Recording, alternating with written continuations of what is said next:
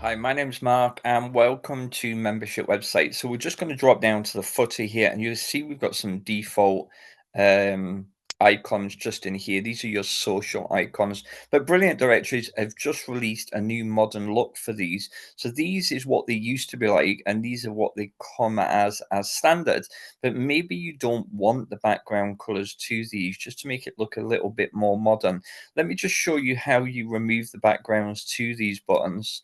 If you go into the back end of your website and simply go to Settings and Design Settings, once the page loads, you're looking for the footer section. So it's a footer design. And when you scroll down, you will see a section just below your button colors that relate to social icon styles. Um, so this section here is showing a colored background by default. But if we set it to no background color, and then we go here and click save, we can then go to the front end of the website and refresh, and then you're given that modern look. So you can just have them display like that, which is, I think, is a lot nicer. It's a lot more modern, and a lot of sites use this setup as well.